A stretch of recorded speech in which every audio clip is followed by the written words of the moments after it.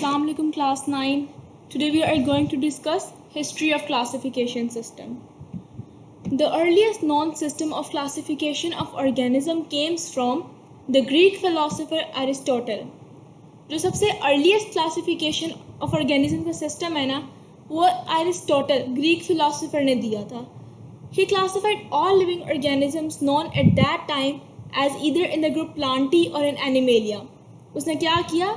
उसने तमाम living organisms को दो ग्रुप्स में डिवाइड कर दिया, प्लांटी और Animalia. In 1700s Abu Usman Umar al Jahiz describe the characteristics of 350 species of animals in his book. उसने 350 स्पीशीज जो थी एनिमल्स की, उनकी कैरेक्टरिस्टिक्स अपनी बुक में बताई. He wrote a lot about the life of ants. उसने ants के लाइफ पर बहुत ज़्यादा लिखा. In 1172, Ibn Rushd Averroes translated Aristotle's book De Anima on the Soul in the Arabic. Ibn Rushd ने Aristotle की बुक जो थी De Anima Arabic में translate की. In the end of 15th century, many biologists had started work on classification methods. 15th century के end पर काफ़ी biologists ने classification methods पर काम शुरू कर दिया. For example, Carolus Linnaeus ने नेचर को 3 किंगडम्स में डिवाइड किया, मिनरल्स, वेजिटेबल्स और एनिमल्स में. लिनियस ने 5 रैंक्स यूज किए क्लासिफिकेशन के, class, order, genus, species and variety. Linnaeus is best known for his introduction of the method still used to formulate scientific name of every species. Linnaeus का जो method था बहुत useful साबित हुआ. Andrea कैसलफिनो ने plants को 15 groups में divide किया and called them genera. John Ray ने published important works on plants classification. Augustus Rivinus introduced the taxon of order. Tournefort introduced the taxa of class and species. Carolus Linnaeus grouped species according to similar physical characteristics. बच्चों MCQs में अक्सर आ जाती हैं चीज़ें. Biologists prefer such system that can provide maximal information about basic differences and similarities. Biologists ने ऐसा system prefer किया जो maximum differences और similarities बता सके. According to earlier classification system, organisms 2 kingdom में classify हुए. But now taxonomists agreed on 5 kingdom classification system. सबसे पहले we'll give a look on 2 kingdom classification system. It is the oldest system and classifies all organisms into 2 kingdoms, that is Plantae and Animalia. ये सबसे oldest system है और तमाम organisms को 2 kingdom में classify करते हैं, Plantae and Animalia.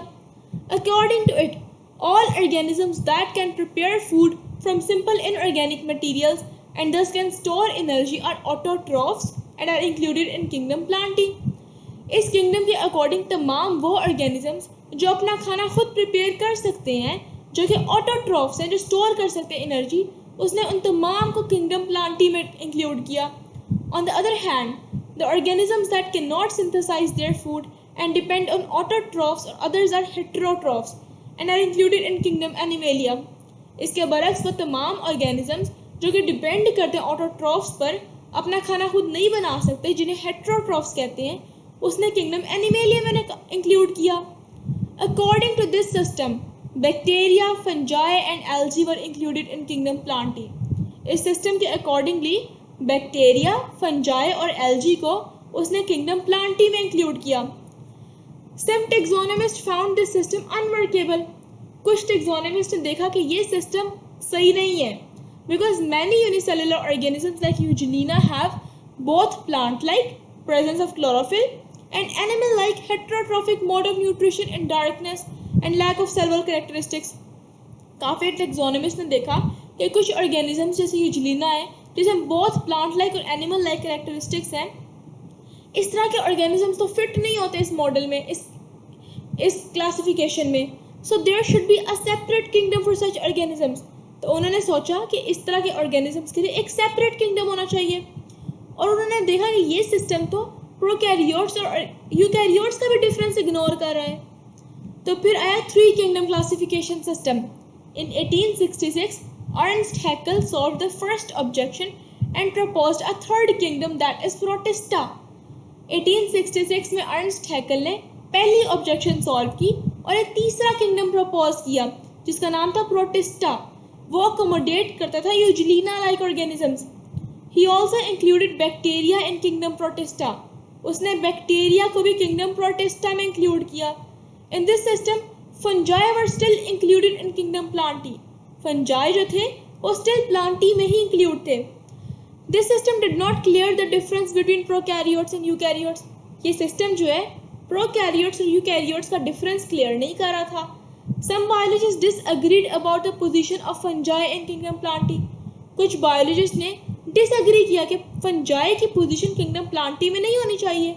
फंजाई तो रिजेंबल करते हैं प्लांट्स को भी, लेकिन वो ऑटोट्रॉफ्स नहीं है, तो वो तो एक स्पेशल फॉर्म है हेटेरोट्रॉफ्स की, जो अपना फूड एब्जॉर्प्शन से लेते हैं। उनके पास सेल्यूलोज नहीं है उनके सेल वॉल में, जबकि वो काइटिन पोजेस करते हैं। फिर आया 5 kingdom classification system.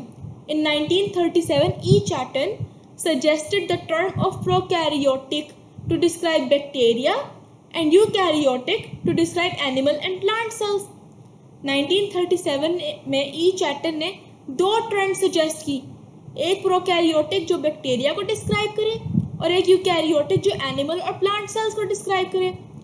In 1967, Robert Whittaker introduced the 5 kingdom classification system. 1967 में रॉबर्ट विटाकर ने इंट्रोड्यूस किया 5 kingdom classification system. Important MCQ, Robert Whittaker ने इंट्रोड्यूस किया 5 kingdom classification system. This system is based on the levels of cellular organisation, ये system जो है cellular organisation के levels पर बेस है, that is prokaryotic, unicellular eukaryotic and multicellular eukaryotic. जो principal modes in nutrition के system में वो है photosynthesis, absorption and ingestion. On this basis, organisms are classified into 5 kingdoms. Organisms जो है 5 kingdoms में classify हो रहे हैं, Monera, Protista, Fungi, Plantae and Animalia. In 1988, Margulis and Schwartz, Margulis और Schwartz ने 1988 में 5 kingdom classification जो था उसे modify किया। They considered genetics along with cellular organization and mode of nutrition and classification. उन्होंने genetics को consider किया, उन्होंने classify किया organisms को in the same 5 kingdoms as proposed by Whittaker. बच्चों 5 kingdoms क्या थे? The general characteristics of 5 kingdoms are as follow. सबसे first kingdom था kingdom Monera. It includes prokaryotic organisms. इसमें prokaryotic organisms शामिल थे. That is they are made of prokaryotic cells, जो prokaryotic cells से बने हुए थे। Monerans जो है ये unicellular है, although some types form chains, clusters और colonies of cells. Although ये unicellular है, लेकिन कुछ types जो है वो chains, clusters और colony cells की बनाती हैं। Prokaryotic cells जो है radically different होते हैं eukaryotic cells से, कुछ heterotrophic होती हैं, लेकिन कुछ जो है photosynthesis perform करते हैं क्योंकि उनके cytoplasm में chlorophyll होता है। Within this kingdom, there are 2 kinds of organisms. इस kingdom के अंदर 2 kind है organisms की, एक बैक्टीरिया और एक cyanobacteria. Second kingdom है kingdom protista. ये include करता है eukaryotic, unicellular और simple multicellular organisms को. There are 3 main types of protists: algae, protozoans and fungi-like. Algae are unicellular, colonial or simple multicellular. They resemble plant cell with cell walls and chlorophyll and chloroplast. तो plant cell से कैसे resemble करते हैं? Chlorophyll की वजह से. And some multicellular means that they do not have multicellular organs. उनमें multicellular sex organs नहीं होते और वो embryos नहीं बनाते. Protozoan resemble करते हैं animal से जिनके cells में chlorophyll नहीं होता और cell walls नहीं होती. और कुछ protists, some protists are fungi-like. Third kingdom था kingdom fungi. It includes eukaryotic multicellular heterotrophs. इसमें eukaryotic multicellular heterotrophs include थे, which are absorptive in the nutritional mode, जो कि absorptive होते हैं nutritional mode में, absorption करते हैं. For example, mushrooms. Most fungi are decomposers. अक्सर fungi जो है वो decomposers होते हैं, वो organic material पर रहते हैं, they secrete करते हैं digestive enzymes and absorb small organic molecules formed by digestion by enzymes. वो organic material पर रहते हैं, enzymes secrete करते हैं और absorb करते हैं organic molecules. Fourth kingdom was kingdom Plantae. It includes eukaryotic multicellular autotrophs. ये इंक्लूड करता है eukaryotic multicellular autotrophs. Plants autotrophic होते हैं न्यूट्रिशनल मोड में, फोटोसिंथेसिस के थ्रू फूड प्रिपेयर करते हैं. इनके पास मल्टीसेलुलर सेक्स ऑर्गन्स होते हैं और ये एम्ब्रियोज बनाते हैं लाइफ साइकिल में. Mosses, ferns, flowering plants are included in this kingdom. Fifth kingdom is kingdom animalia. ये इंक्लूड करते हैं यूकैरियोटिक मल्टीसेलुलर कंज्यूमर्स. एनिमल्स जो है live mostly by ingesting food and digesting it within specialized cavities. इनमें cell wall नहीं होती and they show movements. So बच्चों, kingdom जो मोनेरा है उसमें सेल टाइप प्रोकैरियोटिक है, न्यूक्लियर इन्वेलप एब्सेंट है, सेल वॉल जो नॉन सेल्यूलोज है और मोड ऑफ न्यूट्रिशन क्या है, ऑटोट्रॉफ या हेट्रोट्रॉफ, और मल्टीसेलुलैरिटी एब्सेंट है. प्रोटिस्टा की सेल टाइप यूकैरियोटिक है. प्रोटिस्टा से लेकर एनिमेलिया तक, प्रोटिस्टा, फंजाई, प्लांटी और एनिमेलिया, इन सब की सेल टाइप यूकैरियोटिक है. इन सब में न्यूक्लियर इन्वेलप प्रेजेंट है. प्रोटिस्टा में सेल वॉल कुछ में प्रेजेंट होती है, कुछ टाइप्स में. फंजाई में काइटिन होती है सेल वॉल. प्लांटी में सेल्यूलोज या पॉलीसेकेराइड्स की बनी होती है सेल वॉल, और एनिमेलिया में नहीं होती. जो मोड ऑफ न्यूट्रिशन है, प्रोटिस्टा में फोटोसिंथेटिक भी होते हैं, हेट्रोट्रॉफ भी होते हैं और कॉम्बिनेशन भी होता है. फंजाई में एब्जॉर्बटिव हेट्रोट्रॉफ होते हैं, प्लांटी फोटोसिंथेटिक होते हैं, और एनिमेलिया जो है इंजेस्टिव हेट्रोट्रॉफ होते हैं. जो मल्टीसेलुलैरिटी है वो प्रोटिस्टा में एब्सेंट है. फंजाई में प्रेजेंट है इन मोस्ट फॉर्म्स, प्लांटी और एनिमेलिया की में प्रेजेंट है इन ऑल फॉर्म्स. वायरसेस का स्टेटस क्या है? वायरसेस जो होते हैं वो बॉर्डर लाइन पर होते हैं लिविंग और नॉन लिविंग पर.